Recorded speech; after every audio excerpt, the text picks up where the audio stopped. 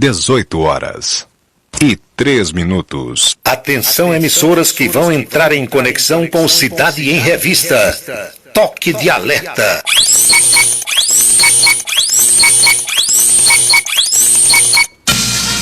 Está começando a Cidade em Revista. O noticiário do dia passado a limpo. A política estadual, as ações governamentais, a segurança pública, a cidade, o estado, o Brasil e o mundo no seu rádio. A Cidade em Revista. Comando Paulo Roberto. É Paulo Roberto, no seu dia a dia. É Paulo Roberto, no seu dia a dia. Ele vem e defende o povo, faz um rádio novo e aprova o correto, comunica com alegria, Faz o dia a dia, microfone aberto. faz você pensar um pouco neste mundo louco e deseja o certo, comunica com seriedade. É Paulo Roberto, No seu dia a dia. Paulo Roberto, No seu dia a dia. é Paulo Roberto.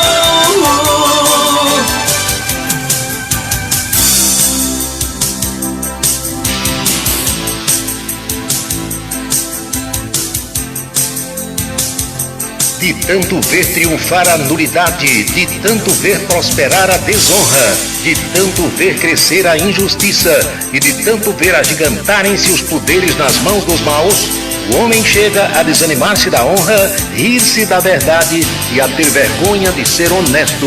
É de Rui Barbosa.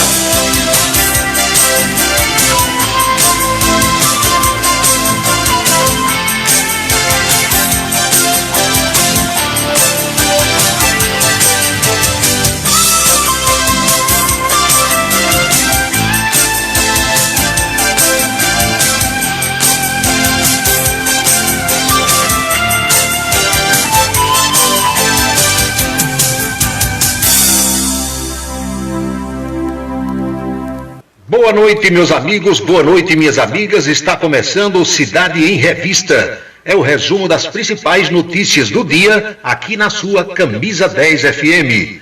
Produção e apresentação de Paulo Roberto. Nossos parceiros comerciais, Unifacisa, o maior centro universitário do Nordeste. ESAC, Escola Superior de Aviação Civil. Anatólio Seguros, o seu corretor de seguros que atende às 24 horas do dia, e Colégio Autêntico, a certeza do sucesso do seu filho. Parceiros institucionais, Prefeitura e Câmara Municipal de Campina Grande. Apoiam a programação desse horário os supermercados Ideal e o Pastel do Guri. Hora certa. 18h06 na Paraíba. Entre os destaques do programa de hoje, governador João Azevedo anuncia distribuição de refeições diárias para pessoas em situação de rua em Campina Grande. Prefeito Bruno Cunha Lima dilata o prazo para inscrição do auxílio emergencial local e faz parceria com a empresa privada para a revitalização do Parque da Criança. Plenário do Supremo decide que Barroso estava certo e o Senado realmente está obrigado a instalar a CPI. Titular da SECOM de Bolsonaro nem esquentou a cadeira e já deixou o cargo. Paraíba é o terceiro estado do Brasil com maior número de médicos mortos pela Covid-19. Esses e outros destaques no Cidade em Revista, que já chama a sua atenção para os principais assuntos do dia. Camisa 10 FM, a melhor seleção musical todo dia. Quer transformar seu celular num potente rádio? É fácil. Basta instalar o aplicativo Radiosnet em seu smartphone ou tablet. Você vai ouvir nossa emissora e outras milhares do Brasil e do mundo. O Radiosnet é de graça e está disponível para Android e iOS no site radiosnet.com.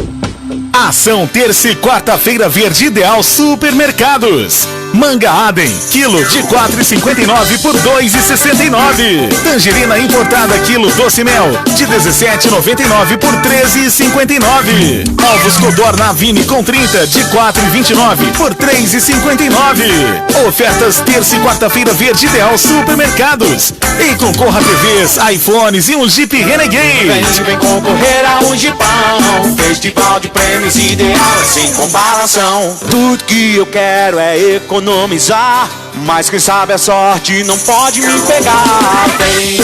Tem muitos prêmios e um carrão. Vem participar da promoção.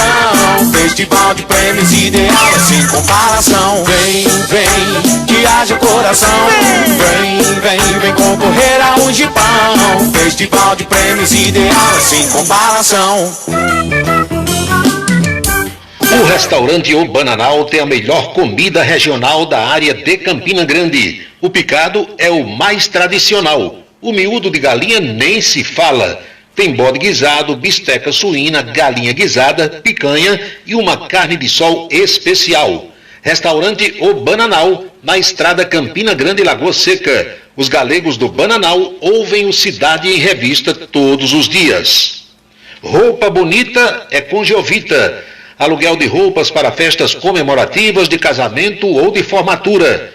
Masculina, infantil ou feminina, a sua roupa bonita está em Giovita. Trabalha no bairro do Catolé, próximo ao Estádio Amigão, em Campina Grande. E o número para contato, que também é Zap, é o 99993-9440. 99993-9440. O Ideal Supermercado tem 55 anos de contribuição para a economia dos paraibanos. São 2 lojas para melhor servir a quem mora em Campina Grande e região. Na Floriano Peixoto, em frente à Igreja de São Cristóvão, em frente ao Hospital Antônio Targino, e o lojão do Ponto de 100 Réis, onde você tem o self-service Sabor Ideal. O restaurante Sabor Ideal fica no interior da loja do Ideal do Ponto de 100 Réis e funciona todos os dias. Aproveite as ofertas diárias nas 2 lojas do Ideal, economia total. Asconf é assessoria contábil, tributária e empresarial. Abertura de empresas, serviços de contabilidade com responsabilidade e pontualidade, cumprindo fielmente as obrigações junto ao cliente e aos órgãos da administração pública. Esta é a tarefa da Asconf. A equipe do Dejalminha lhe espera na Vila Nova da Rainha 534, sala 3, com o telefone 3341-3727. Imposto de renda é com Dejalminha. 3341-3727. A beleza está no olhar, no sorriso, em cada fio de cabelo. A beleza está em você. Desperte o seu melhor em Unildo Alticoafir. Profissionalismo, conforto e atendimento personalizado. Unildo Alticoafir, em Campina Grande, na Rua Américo Braga, 29, São José, e no Partage Shopping, em João Pessoa, no Manaíra Shopping. Colégio Autêntico, da educação infantil ao ensino médio. Valores e competências para o sucesso na escola e na vida. Colégio Autêntico e a família, na transformação de jovens em cidadãos e líderes da sociedade paraibana. A certeza do sucesso do seu filho. Hashtag Vem Ser Autêntico.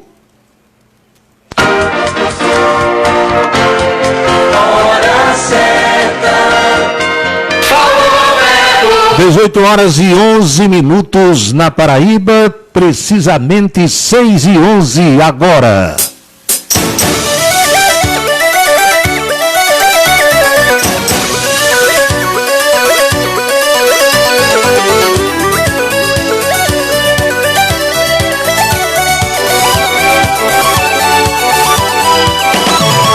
Meus amigos, minhas amigas, saudações sinceras, boa noite a todos. Estamos aqui para mais um Cidade em Revista e a partir de agora vamos às nossas reflexões sobre os fatos mais importantes das últimas horas.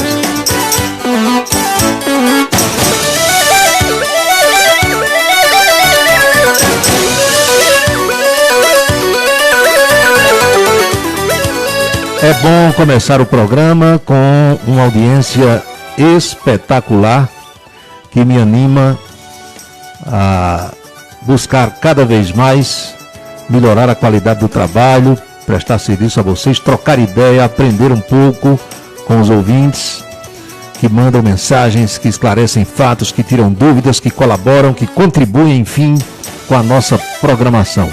A todos vocês de qualquer lugar do Brasil, e quando eu olho aqui o mapa do Brasil, é impressionante, os pontinhos todos, de norte a sul, de leste a oeste, onde há pessoas nos acompanhando nesse instante. Alguns ouvintes que pediram para que eu postasse um print do mapa, eu já mandei.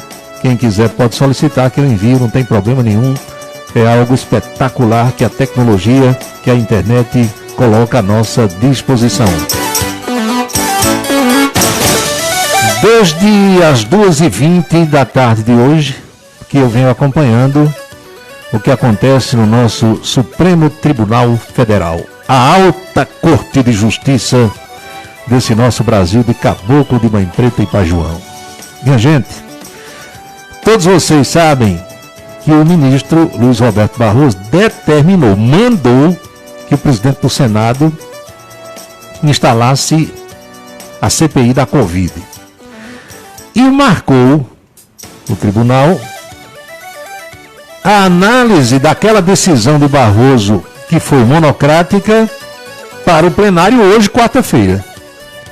Então, vejam só se a lógica não mandava que o presidente do Senado, Rodrigo Pacheco, dissesse o seguinte: eu, em lugar dele, teria feito o seguinte: olha, já que o plenário vai julgar, meu amigo Sérgio Oliveira, no plenário quarta-feira, se aquela decisão do ministro Barroso vale ou não, eu vou esperar essa decisão do plenário para poder instalar ou não a CPI. Aí vai o cara e instala ontem. Quer dizer, os trabalhos foram iniciados ontem. Leitura do relatório, requerimento, leitura do requerimento, melhor colocando, porque relatório só sai depois. Então ele instalou antes que o plenário julgasse. Aí o plenário julga hoje. E julga uma decisão que já foi tomada. Vocês estão entendendo a loucura que está esse nosso Brasil? Quer dizer, isso quando eu entrei no curso de Direito, quando eu entrei na faculdade de Direito, vocês que são advogados que estão me ouvindo agora, isso era chamado de perda de objeto. Como é que eu vou julgar uma coisa que já se concretizou? Perdeu o sentido, perdeu o objeto. Então, o presidente do Senado deveria ter dito: vou esperar até a quarta-feira, na quinta, se for o caso, se a decisão do plenário for confirmando aquela decisão monocrática do ministro, eu vou e instalo. Se for o contrário, morreu o assunto, eu não instalo. E o Supremo poderia ter dito hoje: olha, se o homem já instalou ontem, o que é que a gente vai julgar mais aqui? Se o ministro mandou e ele já instalou. Vocês estão entendendo? É simplesmente uma loucura jurídica o que está acontecendo no nosso Brasil na atualidade. Mas só teve um voto hoje contrário à decisão do ministro Luiz Roberto Barroso. De quem foi o voto contrário? Adivinhou? Marco Aurélio Melo, que vai deixar o tribunal em mais 3 meses aí. Vai embora. Alberto Farias, boa noite. Jânio Raposo, Teófilo Cordeiro. Então, o relator do caso, Luiz Roberto Barroso, foi seguido hoje pelos colegas Nunes Marques, Alexandre de Moraes, Edson Fachin, Rosa Weber, Dias Toffoli, Carmen Lúcia, Ricardo Lewandowski, Gilmar Mendes e Luiz Fux. O único que votou o contrário foi Marco Aurélio Melo. Nesse caso, ele foi vencido. Foi vencido. Veja só, embora Marco Aurélio Melo concordasse com Barroso, ele entendeu que não cabia referendar a decisão monocrática em mandado de segurança e por isso votou contra. Durante o voto para manter a instalação da comissão, o ministro Barroso, Nieta Cardoso e Marconi Farias, afirmou que as CPIs são, na verdade, um direito constitucional das minorias parlamentares, e que não pode ser impedido pelo presidente do Senado. É o que eles acham lá. Nesse instante, o Supremo está debruçado sobre a questão da anulação ou não das condenações do ex-presidente Lula no âmbito da Operação Lava Jato, lá em Curitiba. O Supremo discute aquela decisão do ministro Luiz Edson Fachin, que anulou as condenações de Lula. Quem está votando agora é a ministra Carmen Lúcia. Vamos ouvir um pouquinho do que está acontecendo nesse instante, lá em Brasília. Atenção, dou-lhe uma, dou-lhe duas, dou-lhe três. Vamos ouvir. De alteração pela circunstância de que aclara-se, supre-se o que se contém nos embargos, na decisão embargada, pelo órgão prolator.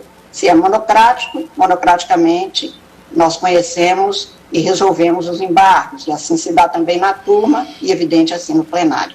Então, a única ressalva que faço aqui é que, na interpretação das normas regimentais, o relator tem a discricionariedade, na forma do que foi exposto desde o voto do ministro, relator, para indicar o órgão no qual se tem a fixação da competência, o órgão interno. Tenho também para mim, senhor presidente, como já foi aqui reiterado, que o Supremo Tribunal Federal tem o seu órgão inteiro no plenário e, portanto, o julgamento pelo plenário em nada restringe direito de quem quer que seja, porque é o juízo natural e a Constituição afirma que compete ao Supremo Tribunal Federal. O órgão máximo é exatamente esse. Entretanto, já de pronto acentuo que estou julgando exclusivamente no que se refere à afetação deste agravo que foi afirmado e apregoado por Vossa Excelência, presidente, quanto a esta matéria. Porque na decisão que é agravada, se tem uma parte que já foi objeto de julgamento pela turma, e aí esta realmente não pode voltar a ser objeto deste plenário. O plenário é o Supremo inteiro, mas não é revisor de turma, e, portanto, não pode voltar a julgar. É claro que isso virá no tempo certo, e no momento certo falarei. Apenas para deixar claro o que estou votando. Estou votando que compete ao relator, no uso da sua atribuição regimental, estabelecer qual órgão, turma ou plenário, a que ele destina determinado processo, e neste caso... O pessoal pergunta aqui como está a votação. 6-0 para o caso ser analisado no plenário. Narrou exatamente, descreveu que não havia, porque ele afetou desde o primeiro momento ao plenário, exatamente o exercício de uma norma regimental, o desempenho, a interpretação e a aplicação de uma norma regimental, nela não vendo. Portanto, senhor presidente, ressalva feita e farei, portanto, a nota no voto específico sobre a questão do habeas corpus 164.493, porque este se contém nessa decisão, mas este objeto foi conhecido, julgado, levada a matéria à turma e concluído ali. Portanto, esta matéria não pode ser mais afetada ao plenário, porque o exercício da jurisdição se deu pela turma. Reitero, turma não é órgão revisor, plenário não é órgão revisor de turma, e por isso mesmo eu não poderia deixar de fazer esta nota. Falarei sobre isso no momento 7-0 agora, né? Mas com o vou voto deixar dela. Registrado para não haver dúvida de que estou apenas assentado. Olha, é uma confusão, minha gente, que as pessoas acabam por não entender o que é que está acontecendo. Quer dizer, os próprios ministros não se entendem. A ministra Carmen Lúcia acabou de dizer que o plenário não revisa voto de turma. Então, se o plenário não revisa voto de turma, estão julgando o que hoje? Vocês estão entendendo como é o negócio? É um pandemônio, é uma loucura. Lá atrás, quando o Lula estava sendo julgado em Curitiba, vocês que acompanhavam o Jornal de Verdade, quando eu estava lá na Rádio Cidade de Manhã, a equipe toda composta, eu, Carlos Magno, Juarez, Polion, eu fui o único da equipe e um dos poucos jornalistas aqui nesta paróquia a questionar o fato do crime ter sido cometido em São Paulo, em Brasília, e estar sendo julgado em Curitiba. Eu questionei isso na época. Porque os alunos, vou repetir, não dei risada não, Os alunos do primeiro período do curso de Direito da Faculdade de Damião Feliciano aqui, a Unesc, eles sabem que quando o sujeito mata alguém em Serra Redonda, ele é julgado na comarca. Vai ser julgado na comarca. Se não houver comarca na cidade, na comarca a qual a cidade e o local onde ele cometeu o crime está inserida. No caso, cometendo um crime em Serra Redonda, o julgamento é onde? Em Gá. Se o sujeito mata alguém em Campina Grande, ele é julgado em Campina Grande. Tribunal do Júri de Campina Grande. Assassinou alguém lá em Novo Hamburgo, no Rio Grande do Sul, vai ser julgado lá. É preso, onde quer que seja preso, é recambiado para o local onde cometeu o crime e ali ele é julgado. Ronaldo Freire, boa noite. Charles Dias, boa noite. Então, naquela ocasião, praticamente ninguém questionou. Eu falava com alguns advogados, amigos aqui de Campina Grande, e eu dizia, meu amigo, como é que o cara cometeu um crime contra a Petrobras no Rio de Janeiro, e por que é que vai ser julgado em Curitiba? Não, porque resolveram centralizar todos os casos da Lava Jato em Curitiba. Com base em quê? Onde é que diz isso? Onde é que isso está escrito? Aí agora, depois desses anos todos, aí salta o ministro Luiz Edson Fachin para dizer que não podia ser julgado em Curitiba, que a Vara Federal de Curitiba não era competente para julgar os crimes cometidos por Lula em São Paulo, em Brasília ou no Rio de Janeiro. Só agora descobriram. Vocês estão entendendo como é que a coisa acontece hoje nesse nosso Brasil? Olhe, meu amigo, é por isso que os portugueses estão fazendo piada com os brasileiros todo dia e toda hora. Aquelas piadas que a gente fazia lá atrás com os portugueses, lembram? Os da minha geração cresceram ouvindo piadas com os portugueses. Hoje são eles que fazem com a gente. São os portugueses que fazem piadas com os brasileiros por causa dessas coisas que acontecem aqui. Todo dia fazem alguma coisa e nos dias subsequentes, nos dias seguintes, começam a desmanchar tudo aquilo que foi feito anteriormente. Encontram sempre um jeitinho, mudam o entendimento, mudam a jurisprudência, inventam leis que não existem, estão inventando coisas que não existem aqui no Brasil. Não é como o jogo do bicho para valer o que está escrito? E como é que você inventa uma coisa que não está no papel? Que não está no pule? Sabe o que é pule, né, Manuel Ivan? Que não está no papelzinho do jogo do bicho. Aqui está desse jeito. Não, esse aqui a gente julga desse jeito, o outro a gente julga desse outro jeito, amanhã a gente desmancha o julgamento, faz um outro.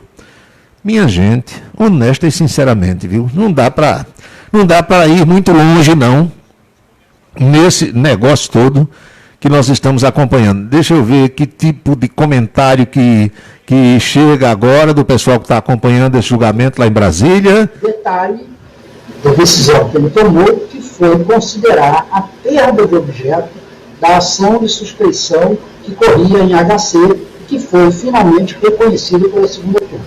Então, o que Carmen Lúcia disse é que, Fachin tem o direito de submeter ao plenário ou à turma, conforme ele escolhesse, a decisão de decretar a incompetência da vara de Curitiba. Mas, frisou ela muito insistentemente, não tem o direito de colocar à votação do plenário a decretação da suspeição de Sérgio Moro. Então, a batalha que vai se travar é se a decisão de Edson Fachin de anular os processos de Curitiba determina que não se faça mais o julgamento de Lula.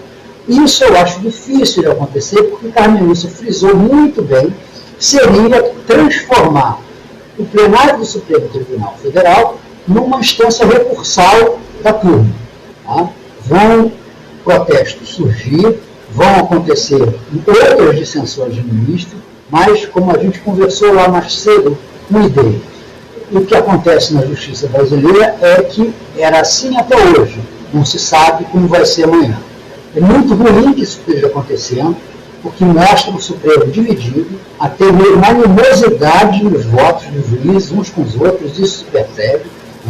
Está indisfarçável que o ambiente de convivência ali se tornou praticamente inviável, e é muito ruim para a existência de uma instituição em tantos poderes como tem o Supremo Tribunal Federal, que não se consiga estabelecer um diálogo razoavelmente civilizado. Agora, em grande parte, isso se deve ao comportamento do relator Edson Fachin, que é alguém que passou de todos os limites na sua postura persecutória. Edson Fachin hoje é um ministro que, havendo qualquer coisa, mas qualquer coisa mesmo, que ele possa fazer contra o ex-presidente Lula no âmbito processual, ele fará. Atropela regimento, decreta incompetência, decreta maneiras de tentar burlar o julgamento de suspeição que já foi. Enfim, ele é um juiz que perdeu todos os limites na sua ânsia persecutória. Então, não acho que não é demais dizer que agora Edson Fachin, né, depois do ocaso, da elipse, do ostracismo para que foi Sérgio Moro, Edson Fachin é um Moro do ponto de vista jurídico. Então, essa é uma análise que está sendo feita por colegas jornalistas da TVT. Eles estão acompanhando, como nós aqui, as posições dos ministros do Supremo Tribunal Federal. Vejam que há praticamente uma unanimidade na imprensa nacional de que o Supremo Tribunal Federal está todo descontrolado, ninguém se entende com os ministros batendo cabeça. Vamos continuar ouvindo essa análise, é importante para que eu, você e todos nós façamos o nosso juízo. Boa tarde, viu? Um beijo enorme para você, muito obrigada por mais essa participação. Uma boa noite já, bom final de tarde, boa noite para você. Para você também, para os telespectadores da TVT, a gente se encontra por aqui sempre à espera de que o dia que você me disser, perguntar tudo bem, eu possa responder tudo muito bem. Está difícil, mas esse dia vai chegar.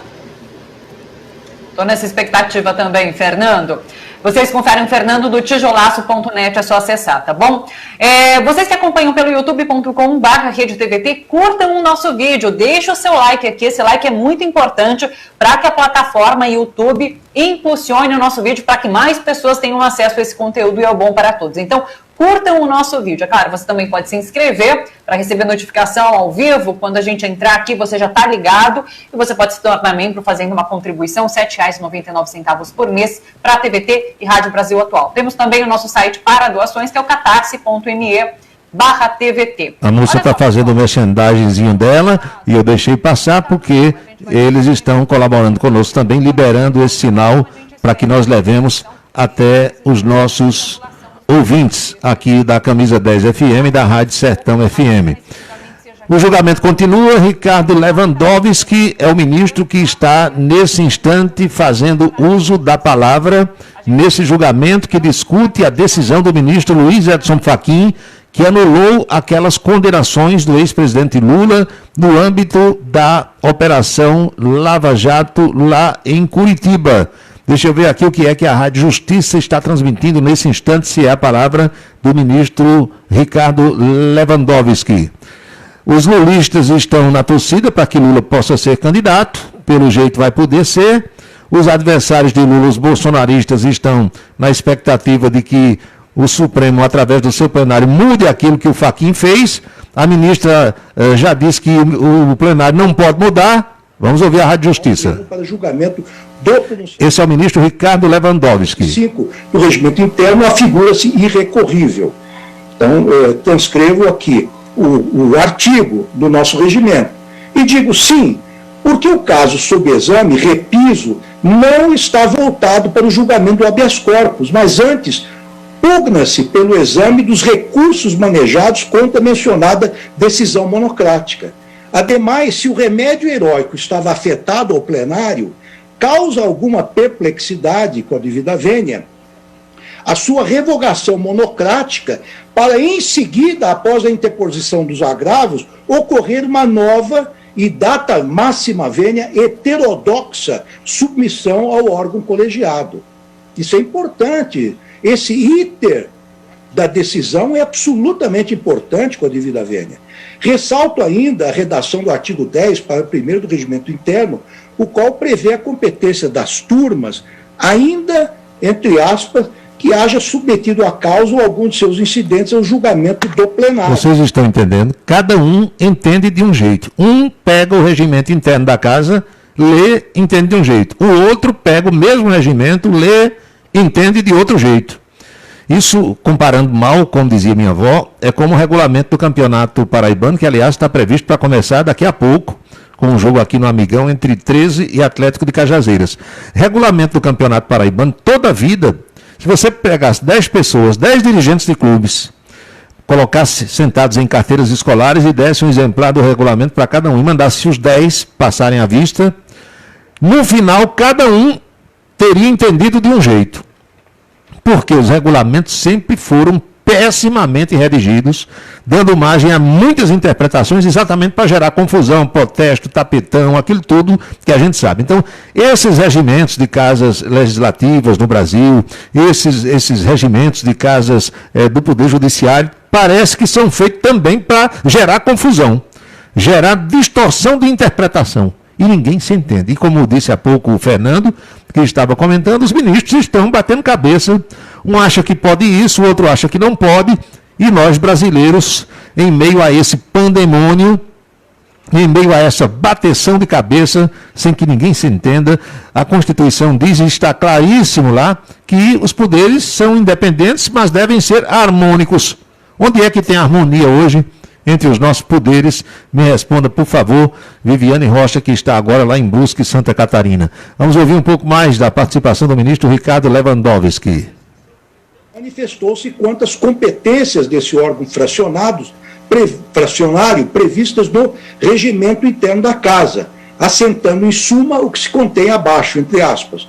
Senhores ministros, antes de iniciar os trabalhos desta sessão ordinária hoje, gostaria de, na condição de presidente desta segunda turma, tecer breves esclarecimentos a respeito da jurisdição desse órgão colegiado, a fim de afastar más compreensões, desinteligências e confusões que têm sido veiculadas na imprensa. Gostaria de recordar que, nos termos do artigo 3º do Regimento Interno do Supremo Tribunal Federal, as turmas que compõem este Supremo o representam de forma plena. Isto é importante.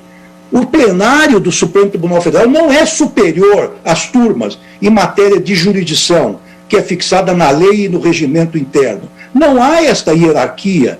Não há. Não é nem tampouco desejável que determinadas matérias aleatoriamente sejam pinçadas, como o Data Vênia pensa que está sendo o caso sobre apreço, tirados do âmbito de uma das turmas, no caso da segunda turma, e levadas ao pleno do tribunal.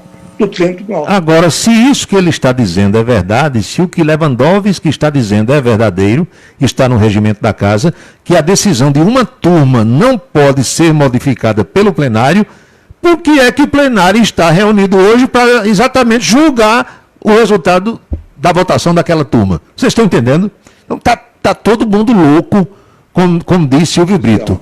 Continua o ministro Gilmar dizendo o seguinte: gostaria de recordar que, nos termos do artigo 3º do Regimento Interno do Supremo Tribunal Federal, as turmas que compõem este Supremo o representam de forma plena.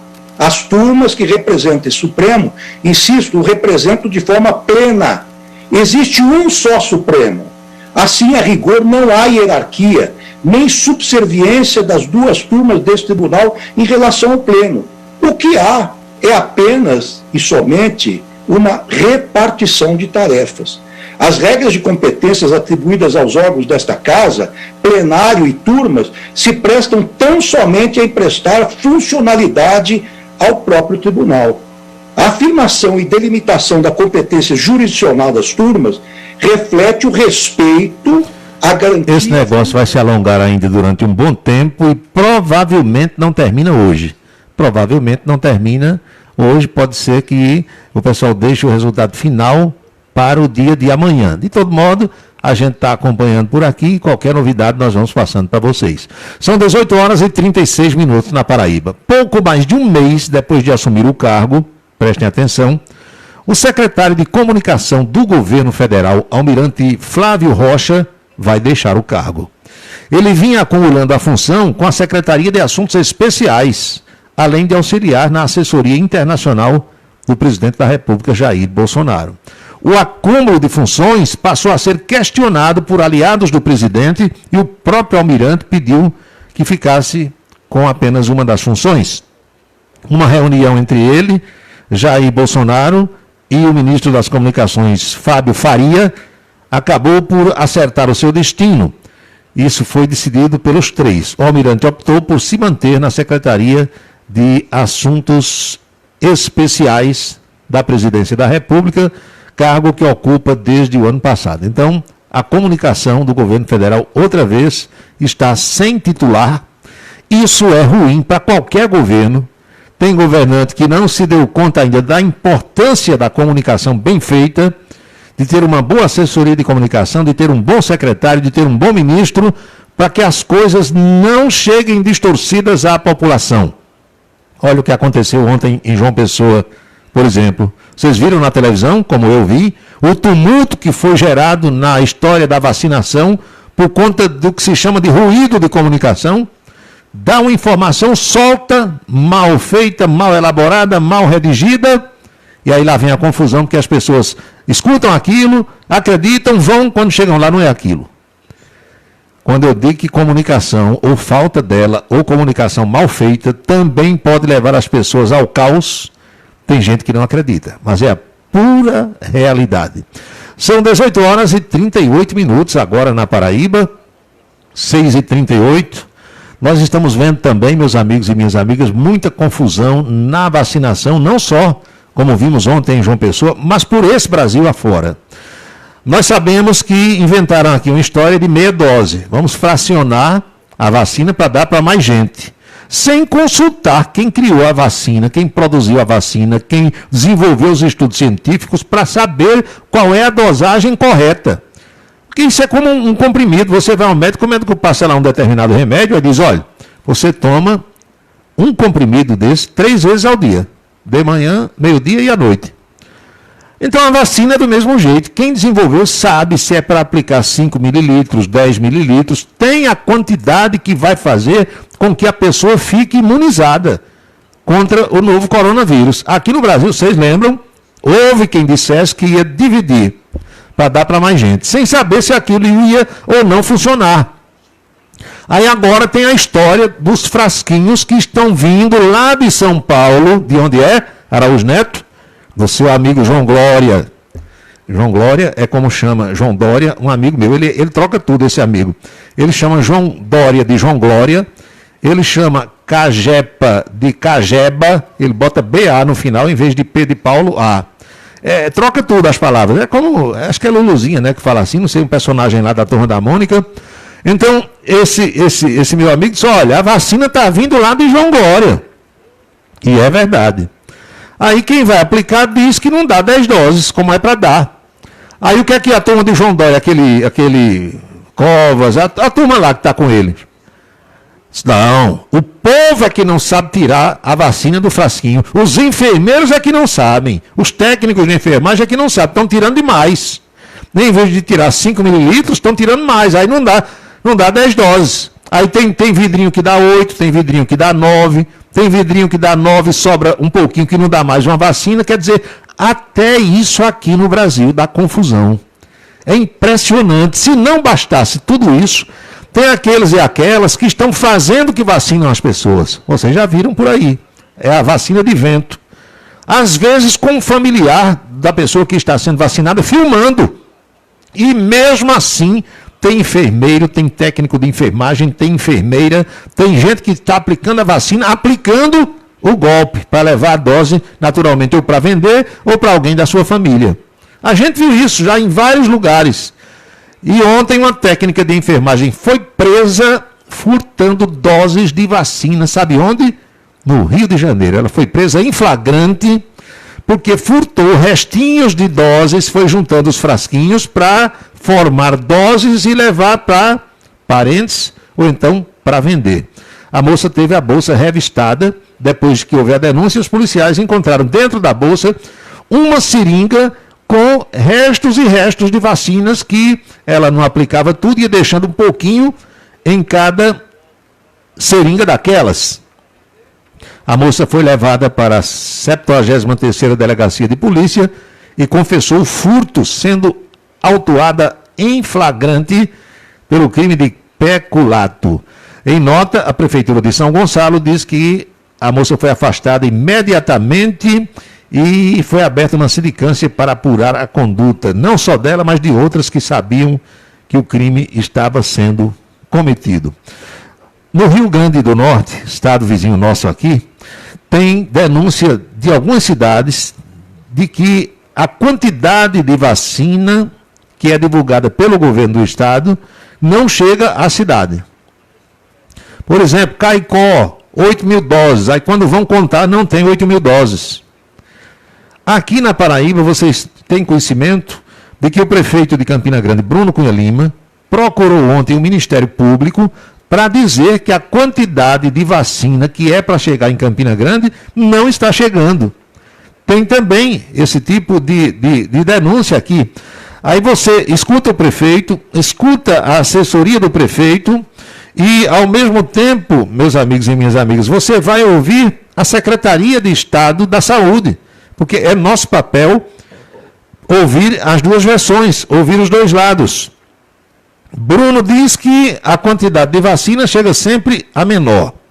E que nessa conversa, segundo o prefeito, já tem quase 5.000 doses a menos do que aquelas doses que Campina Grande deveria ter recebido. Vejam só. Aí você corre e vai escutar o doutor Geraldo Medeiros, que é o secretário estadual de saúde. Aí o doutor Geraldo disse, não, a quantidade de vacina que nós estamos mandando para Campina Grande é exatamente aquela quantidade de vacina que o Ministério da Saúde manda entregar. E você diz, meu Deus, afinal das contas, quem é que está com a razão? Porque o prefeito fala com a autoridade que tem, com a responsabilidade que tem de quem governa uma cidade como Campina Grande, responsabilidade com a sua população, responsabilidade com meus amigos e minhas amigas, todas as pessoas e com as demais autoridades, como os membros do Ministério Público. Aí você vai escutar o doutor Geraldo Medeiros, que também tem a responsabilidade como secretário de Saúde do Estado. Prestem atenção ao que ele enviou hoje para mim. Em relação à propalada divulgação pela Prefeitura Municipal de Campina Grande de um envio a menor de doses para Campina Grande, é uma interpretação equivocada, desde o que houve que a duplicidade de uma guia de recebimento foi enviada e, consequentemente, as doses enviadas foram em duplicidade o quantitativo para o Ministério da Saúde. É tanto que os 41 municípios e ontem em Campina Grande retificaram e verificaram que houve uma duplicidade de guia de recebimento, consequentemente foi normalizado o quantitativo pelo Ministério da Saúde. Não houve nenhuma diminuição no envio de doses das vacinas para Campina Grande. Entenderam a situação como está? No momento, eu insisto em dizer, não estou aqui entrando no mérito, porque o prefeito tem suas razões, porque é o que passam para ele. O secretário tem suas razões porque está apresentando documentos e terá que apresentá-los também ao Ministério Público. O ruim disso tudo, meu amigo e minha amiga, Arlindo Carlos, que me ouve agora em São Paulo, o ruim disso tudo é que as autoridades não estão se entendendo, Marcos Soares. E isso é péssimo. Nesse momento, era para estar todo mundo unido, todo mundo pensando no bem comum.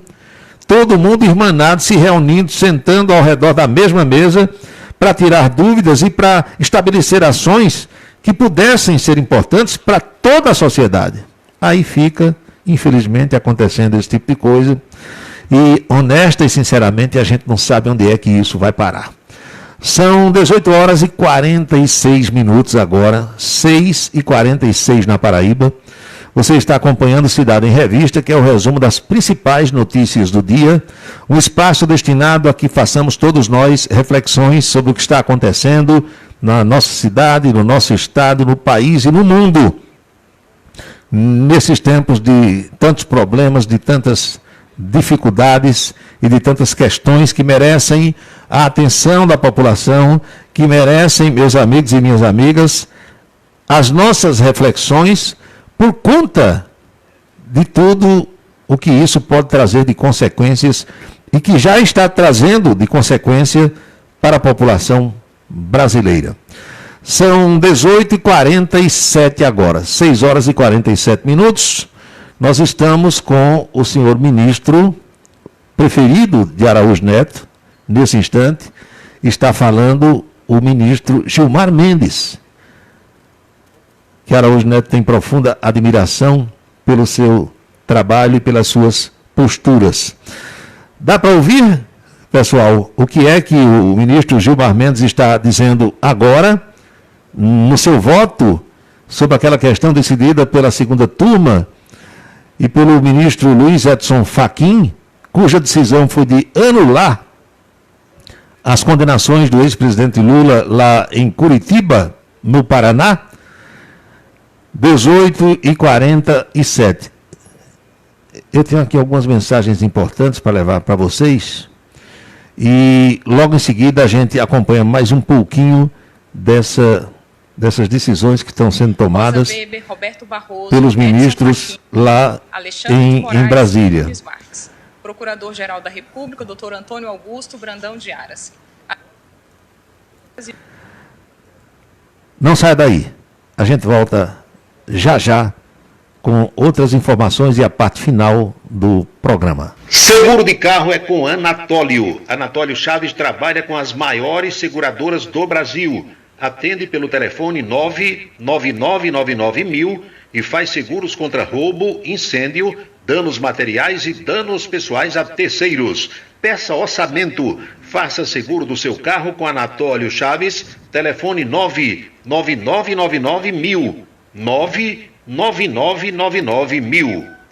O pastel do Guri é o mais gostoso da cidade. Pastéis de vários sabores, empadas e coxinhas com a higiene e a qualidade que você exige. Pastel do Guri. O antigo pastel do Baixinho. É na rua Aprígio Nepomuceno, Jardim Paulistano. Pastel do Guri. Funciona a partir das 18 horas. Cachaça brejeira da melhor qualidade é com o professor Uba. É de Alagoa Nova para todo o Brasil. Faça pedidos ligando para 981820102. 981820102. Os vereadores e os servidores da Câmara Municipal de Campina Grande também acompanham o Cidade em Revista. Obrigado a todos pela audiência e boa noite. Um local onde você pode entrar em contato com a natureza, respirar o ar puro, deixar as crianças brincar livremente e ainda desfrutar de comidas regionais de primeiríssima qualidade. Falamos do Rancho dos Caboclos, no sítio Manguape, em Lagoa de Roça. Restaurante e casa de recepções, onde você pode marcar o seu evento, a sua convenção ou a sua confraternização.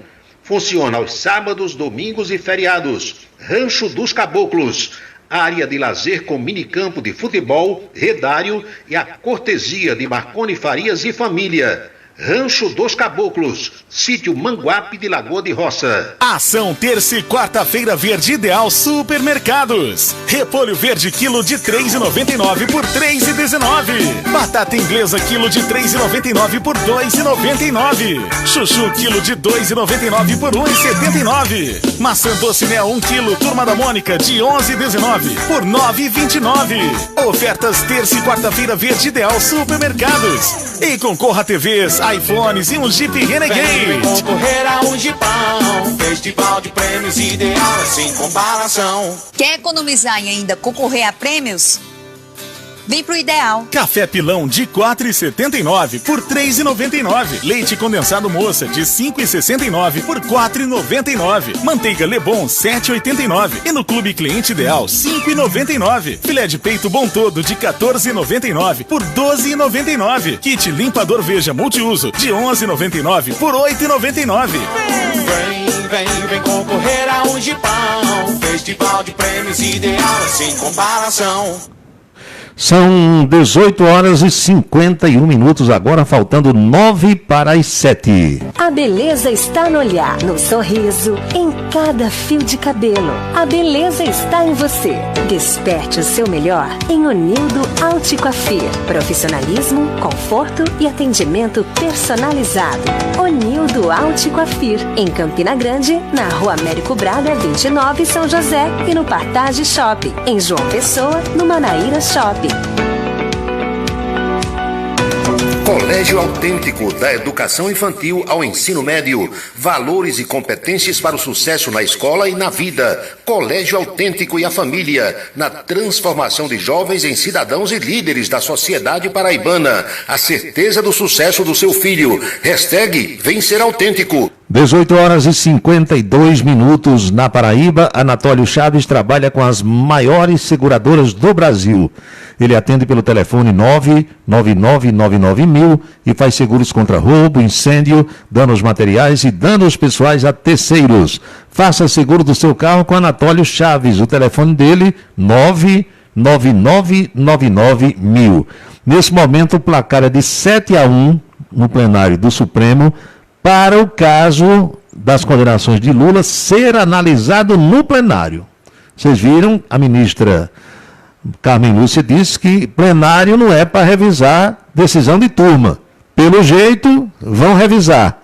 Atenção, Araújo Neto, Gilmar Mendes falando. A competência do juiz da 13ª Vara da Seção Judiciária do Paraná para processar e julgar as ações tais. Em pedido subsidiário, almeja seja reconhecida a eficácia prospectiva da deliberação, preservando-se todos os atos processuais instrutórios e decisórios. Mantém as razões que levaram a conceder o habeas corpus, por quanto apliquei ao caso a orientação majoritária do colegiado a ser ou não mantida no pleno. Com a manifestação da defesa técnica ou escoado o prazo sem apresentação de contrarrazões, remeta-se à presidência sem nova conclusão ao relator para a inclusão em pauta consoante a regra regimental. Assento aqui os termos do entendimento firmado por ocasião do julgamento do HC 143-333, realizado em 12/4/2018, segundo o qual compete ao relator, de maneira discricionária, a remessa de feitos ao Tribunal Pleno para julgamento, pronunciamento que, até hoje... Pelo jeito, o voto do ministro Gilmar Mendes vai demorar um tempão, mas você, naturalmente, vai acompanhar tudo isso no noticiário logo mais à noite. São 18h54, faltando 6 minutos para as 7 horas agora. Meus amigos, a nossa Paraíba é o terceiro estado do Brasil com maior número de médicos mortos pela Covid-19. A exposição a que os profissionais de saúde são submetidos é uma coisa maluca, é uma coisa de louco. Daí porque tem médico, minha gente, que nem atendendo os seus clientes está. Exatamente por isso. Medo de contaminação. Medo de perder a vida. Eu tenho amigos dentistas, homens e mulheres, que estão sem trabalhar já há um ano, com medo, que também estão expostos, né? Mexendo na boca das pessoas, tocando em sangue, mesmo usando luva, mesmo usando máscara, mesmo usando equipamento, mas o pessoal tem medo. E quem é que não tem? A Paraíba atingiu a triste marca de ser o terceiro estado do Brasil em número proporcional com o maior índice de médicos que perderam a vida por conta da Covid-19. 40 médicos até agora morreram na Paraíba, Zé Newton Porto, de acordo com dados do Conselho Federal de Medicina. Mesmo sendo o 14º estado do Brasil em número de médicos em atividade, a Paraíba já é o 6º onde mais houve morte de médicos em decorrência da Covid-19, segundo o que apontam estatísticas do Conselho. Se comparado com o total de médicos em atividade, a Paraíba só ficou atrás do Amazonas e do Pará. Então, desse jeito aí é o terceiro. Desde o início da pandemia, no Brasil já foram 727 profissionais da área de saúde que faleceram com essa terrível doença. Conforme o levantamento, a mortalidade da classe médica paraibana é superior a 0,4%. Para o Sindicato dos Médicos do Estado, a maior urgência nesse momento da pandemia é a vacinação para 100% dos profissionais de saúde. Em um vídeo que foi divulgado nas redes sociais, o presidente do Sindicato dos Médicos da Paraíba, Dr. Márnio Costa, se solidariza com os familiares e amigos pela perda dos seus entes queridos. É algo impressionante. Hoje faleceu o ex-secretário de Saúde do Estado da Paraíba, Joácio Moraes. Joácio era irmão do ex-senador Efraim Moraes, tio, portanto, Odeandro, do atual deputado federal Efraim Filho. Ele foi secretário estadual de saúde, era médico, foi secretário no governo de Cássio Cunha Lima. Eu me recordo bem que o hospital de trauma ainda era aqui no começo da Floriano Peixoto, e me recordo muito bem de uma das visitas feitas ali pelo então secretário Joácio Moraes. Não foi Covid, o caso dele foi problema cardíaco. Joácio tinha 71 anos de idade e faleceu na madrugada de hoje. Tem várias mensagens que a gente recebeu aí de familiares, de amigos. José Joácio Moraes faleceu vítima de problemas cardíacos. Ele foi prefeito de São Mamédia, ali perto de Patos, de 93 a 96. Foi vice-prefeito da cidade de 89 a 92. E foi secretário de saúde na gestão de Cássio Cunha Lima, além de diretor do Hospital Casa de Saúde e Maternidade Nossa Senhora da Conceição. O prefeito de São Mamédia, Jefferson Moraes, deve ser parente dele, decretou luto oficial de 3 dias pelo falecimento de Joácio Moraes. 6h58 na Paraíba. Por falar em secretário de saúde, tem mais uma bronca para o ex-secretário estadual de saúde, Valdson Souza, resolver. Ele foi condenado pelo Tribunal de Contas do Estado a devolver R$ 512.400 aos cofres públicos. Como você sabe, ele é réu no âmbito da Operação Calvário.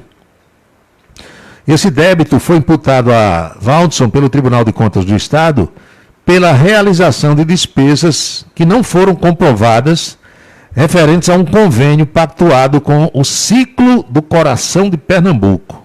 No voto, o relator dessas contas, lá do ano de 2014, conselheiro Antônio Cláudio Silva Santos, do Tribunal de Contas do Estado, indica recomendações de multa de R$ 8.000 ao ex-secretário e representação junto ao Ministério Público do Estado. Claro que ele vai recorrer, mas está condenado a devolver R$ 512.400 aos cofres públicos. 18h59, faltando um minutinho para as 19 horas, Gilmar Mendes continua com seu voto. Vamos ouvir. Autoridade jurisdicional competente, sendo proibida a designação de juízos ou tribunais de exceção. A jurisprudência do Supremo Tribunal Federal destaca a necessidade de definição prévia do órgão jurisdicional competente enquanto garantia de imparcialidade e independência judicial. Estou citando, sempre justamente citado, o ministro Celso de Mello, no HC 73.801, primeira turma, julgado em 25/6/96. Nesse sentido, como a O voto do ministro vai demorar bastante. Olha, o governador do estado, João Azevedo, anunciou na noite de ontem na TV Itararé que vai distribuir em Campina Grande 1.000 refeições diárias com pessoas em situação de rua. 300 cafés da manhã, 400 almoços e 300 jantares. Esse trabalho vai ser feito numa parceria com a Diocese de Campina Grande. Nós sabemos que há muitas pessoas que não têm um prato de comida no horário das refeições. E hoje no Brasil é muita gente. Esse trabalho, já tem perguntas aqui, não será feito naquele restaurante popular que tem ali na Floriano Peixoto, onde foi a Bolsa de Mercadorias durante muito tempo. Não, é uma outra coisa, porque a Diocese de Campina Grande, através de várias paróquias, já tem uma lista de pessoas cadastradas, pessoas que recebem alimentos, sopões que são oferecidos à noite, através de ajuda da comunidade. E agora essa distribuição vai ser uma parceria com a Diocese de Campina Grande. A ação permitirá a distribuição, como eu disse, 300 cafés, 400 almoços, 300 jantares. Isso vai ser operacionalizado nos próximos dias, já vai começar na próxima segunda-feira, e é o pessoal da Diocese, através das paróquias, que vai organizar tudo isso aí. Naturalmente que os detalhes depois serão passados para nós. São 19 horas e 2 minutos agora. Notícia triste para o mundo da música, para o mundo artístico, para quem gosta das suas canções. O cantor Vicente Neri, que faz muito show por esse Nordeste inteiro e aqui na Paraíba também, ele infelizmente foi infectado pelo novo coronavírus, está com a Covid-19 e a sua situação de saúde piorou. Piorou ao ponto dele precisar ser entubado no hospital de Fortaleza, a capital cearense. Os familiares estão pedindo orações, porque a situação de Vicente Neri é deveras muito grave. Olha, quando a pessoa precisa ser entubada, vocês já sabem que a situação é terrível. A colocação daquele tubo é uma possibilidade que os médicos colocam na pessoa dela respirar através daquele equipamento. É porque ela está com o comprometimento da função pulmonar e sem condição de respirar sozinho. E para que a intubação aconteça, é preciso anestesiar a pessoa. Porque empurra-se um tubo goela abaixo e não tem quem resista aquilo ali se a pessoa não tiver anestesiada. Há informações de que em vários hospitais por esse Brasil afora já falta o sedativo, já falta a espécie de anestesia para que as pessoas possam ser entubadas e ninguém consegue ser entubado, dói muito sem essa sedação. Eu lembro que quando o governador Maranhão, o senador José Maranhão, foi transferido aqui de João Pessoa para São Paulo, à época, Assis Costa, que também nos deixou, infelizmente, me passava boletins diários, e numa dessas conversas, Assis me disse que a sedação, que os médicos vão diminuindo a sedação para ver como é que o paciente reage. E isso tem acontecido em todos os lugares do mundo. No caso do senador Maranhão, quando eles começaram a diminuir a sedação para tirar o tubo para ver como é que ele reagia, Assis me contou que Maranhão acordou sentindo aquela coisa horrível de boca adentro, como se diz, e ele puxou. A agonia foi tão grande que ele puxou. E quando ele puxou aquele tubo, feriu o esôfago, saiu ferindo algumas coisas, alguns órgãos, e isso piorou muito a situação dele. Tanto que foi preciso importar um outro equipamento dos Estados Unidos para tentar corrigir algum dano que tinha sido feito com ele naquela agonia, puxando aquele tubo. Então é uma coisa muito perigosa, muito melindrosa. Nem todo mundo, nem todo profissional de medicina tem prática em fazer essa intubação. Precisa ser um médico especializado que saiba colocar aquilo sem atingir outros órgãos e que prejudique outras coisas. Olhe, é uma coisa que, como diz um amigo meu, só Deus na causa. 19 horas e 5 minutos na Paraíba. 7h05. Vocês acreditam que a Justiça do Rio de Janeiro decidiu que o doutor Jairinho vai continuar vereador? Que o partido já defenestrou e há pedidos no Poder Judiciário, houve pedidos para que ele imediatamente fosse afastado da condição de vereador.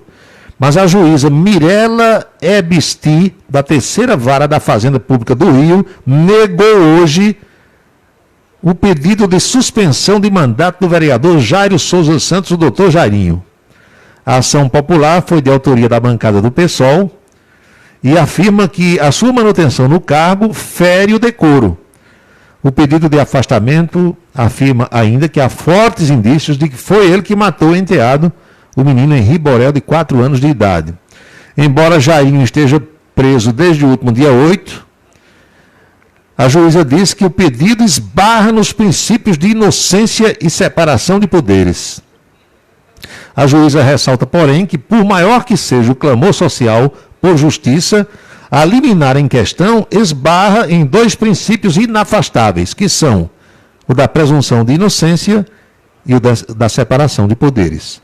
Na decisão, a juíza diz que, para o bem da sociedade, é mistério que os quadros da Câmara Municipal sejam preenchidos por pessoas de caráter e que busquem a retidão e o atingimento dos anseios sociais. Mas ela ressalta, no entanto, que, segundo a Constituição, ninguém será considerado culpado até o trânsito em julgado de sentença penal condenatória. Ao citar o princípio da separação dos poderes, a juíza diz que, por mais que o sistema de freios e contrapesos permita o controle do poder legislativo pelo judiciário, não autoriza a intervenção no caso em tela, em que um vereador eleito pela vontade do povo seja afastado da função por um membro do Poder Judiciário sem condenação criminal ou administrativa ou ainda norma legal autorizativa. Vocês estão entendendo aqui a decisão dessa juíza? Olha o que ela diz, preste atenção. Preste atenção. Por mais que o sistema de freios e contrapesos permita o controle do legislativo pelo judiciário, não autoriza a intervenção em que uma pessoa eleita pela vontade do povo seja afastada da função por um membro do Poder Judiciário sem condenação criminal ou administrativa. E como é que o Supremo tirou aquele deputado maluco lá, aquele Daniel Silveira? Quer dizer, essa juíza aqui, lá do Rio de Janeiro, ela leu o que está na lei. O Supremo, naquele caso, por mais maluco que o cara seja, e por mais coisas erradas que ele tenha feito, a lei diz que o membro do Poder Judiciário, ou o Poder Judiciário em si, não pode afastar alguém eleito pela vontade do povo sem condenação criminal ou administrativa, ou ainda que haja uma norma legal autorizativa. Norma legal. Entenderam? É mais uma vez para a gente perceber que tudo no Brasil está de cabeça para baixo. Em nota, o vereador Chico Alencar, coautor dessa ação pelo afastamento do doutor Jairinho, salientou que não houve pedido de punição criminal contra o ainda vereador, mas o afastamento cautelar da função, que só o judiciário pode determinar, disse ele. Mas a juíza disse que não pode. A juíza sabe. Olhe, eu tenho amigos juízes, eu tenho amigos promotores, eu tenho amigos advogados, felizmente muitos, e minha gente, meus amigos e minhas amigas ouvintes, o que alguns juízes não dizem em público, não dizem aqui no rádio, não dizem em entrevista na televisão, mas o que alguns juízes falam em relação a essas decisões, principalmente monocráticas, do Supremo Tribunal Federal, não está em gibi algum. Em gibi algum. Porque os juízes sabem ler as leis. E eles sabem quando o ministro extrapola. Sabem perfeitamente do jeito que eu sei e que você que também aprendeu a ler sabe. São 19h09. Agora na Paraíba, Gilmar Mendes continua falando. O voto dele, pelo jeito, vai varar a madrugada. E muito provavelmente esse julgamento não será concluído no dia de hoje. Então, Jovita Maranhão, então Araújo Neto, vamos pedir as bênçãos. Abençoa, Senhor, as famílias, amém.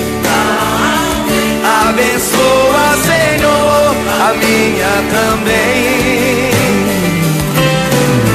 Abençoa, Senhor, as famílias, amém.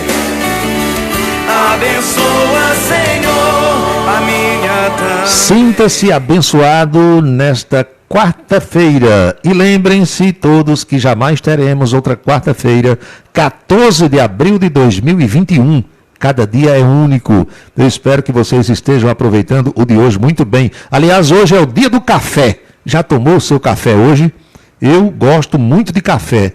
Comprei uma cafeteira maravilhosa que faz o café expresso, não só naquele sachê que você compra, não é a cápsula, é o sachê, como também faz com o próprio pó. Então você pode comprar um pacote de café normal e essa cafeteira que eu adquiri faz o cafezinho na hora bacana, viu, Araújo Neto? O dia número 104 do ano está indo embora. E você também precisa lembrar que cada minuto da vida é um milagre que não vai se repetir. Vem aí uma excelente seleção musical na Camisa 10 e na Sertão FM. Boa noite, bom descanso, felicidades, fiquem todos com Deus e até amanhã. Você acompanhou A Cidade em Revista. Um resumo dos acontecimentos do dia. A Cidade em Revista. De segunda a sexta-feira, sempre às 18 horas. Obrigado pela sua atenção e boa noite.